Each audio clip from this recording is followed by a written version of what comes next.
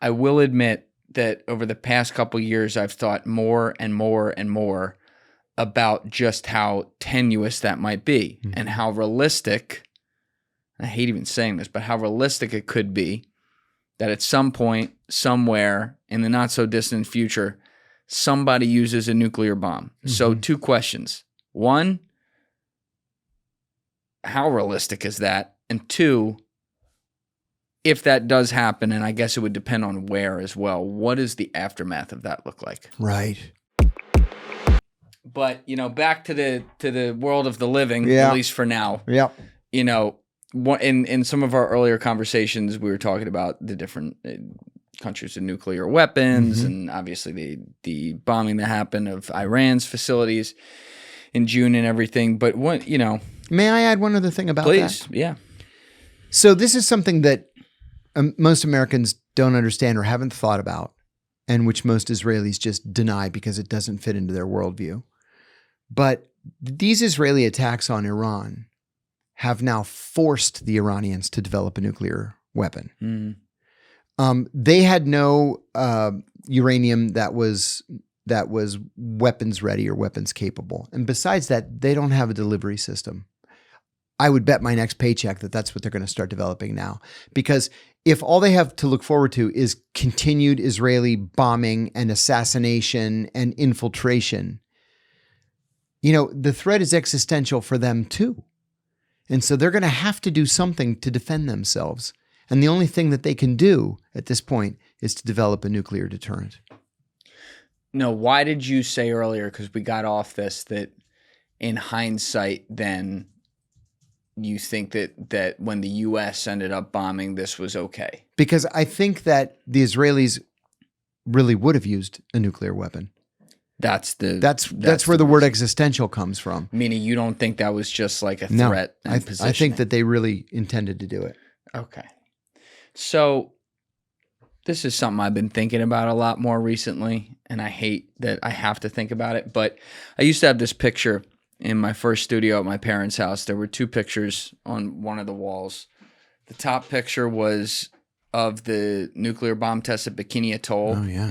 It's a famous one. 47, yeah, maybe? Something like that. Something like that. And the one below it was the picture of Adam in the hand of God, but instead of the hand of God, it was a robot. Ooh. And the idea is it was like a juxtaposition in my head of like the ability we invented to wipe ourselves out as a species at the time, 80 years ago, whatever, versus the ability that's coming now where, with AI and we don't know what it could be, if that is another threat we build for ourselves that could wipe us out. And part of it was I was looking at AI as like, maybe we can be hopeful here because for all the problems in the world, people have been prudent enough, even in the worst of situations for 75, 80 years, to not hit that red button with a nuke. And we all have this mutual destruction kind of thing going on because so many countries have them. Hey guys, if you haven't already, please hit that subscribe button. It's a huge help. Thanks and enjoy the rest of the show. I will admit that over the past couple years, I've thought more and more and more about just how tenuous that might be and how realistic, I hate even saying this, but how realistic it could be that at some point, somewhere in the not so distant future, somebody uses a nuclear bomb. So 2 questions. 1,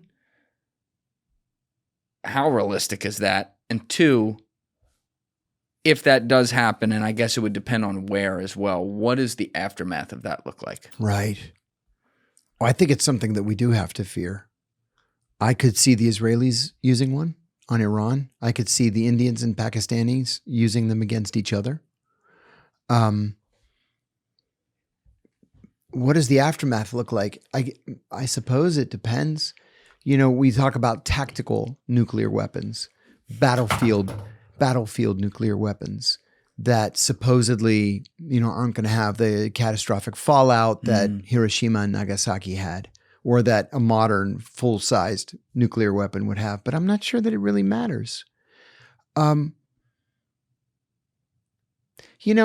If we were having this conversation right after the Second World War, I'd say, wow, the world has learned its lesson. It's going to be mutually assured destruction. This is going to be a policy that's adopted by every country. Then we negotiated the Nuclear Non-Proliferation Treaty. Those days are gone.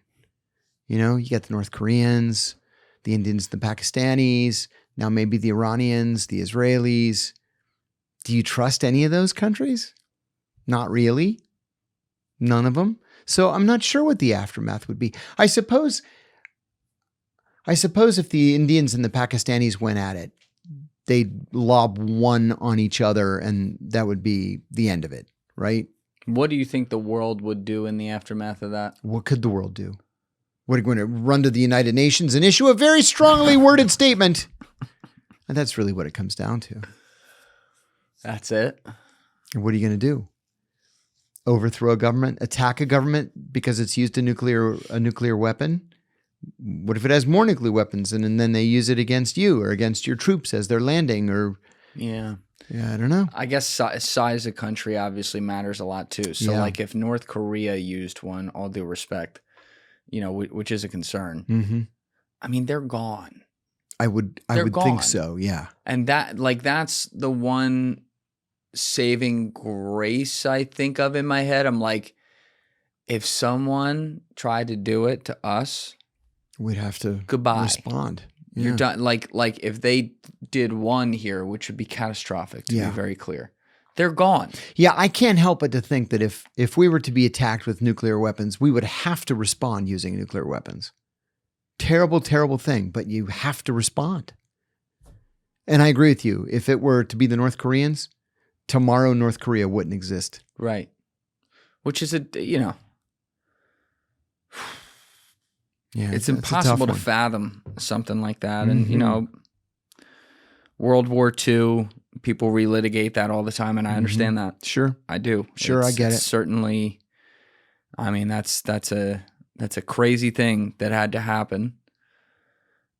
It hasn't happened since, you know? And that's why, like, when...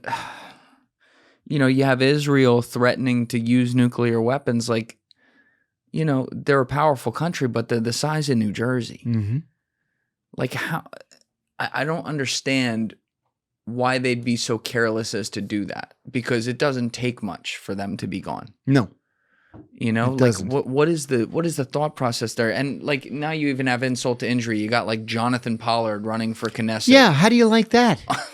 on a platform of should be able to use nukes. Like, are you fucking Which kidding was me? another issue that every single Israeli prime minister lobbied for with every president. You got to release Pollard. You got to release Pollard.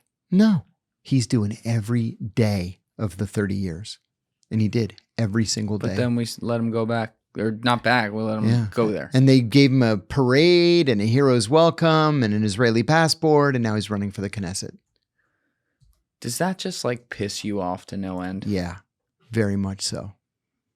Thank you guys for checking out this clip. If you haven't already subscribed, please subscribe and hit the like button on this video. It is a huge, huge help. And if you'd like to check out this clip's full podcast episode, that link is in the description below or right here. And finally, you can follow me on Instagram and X by using the links in my description below.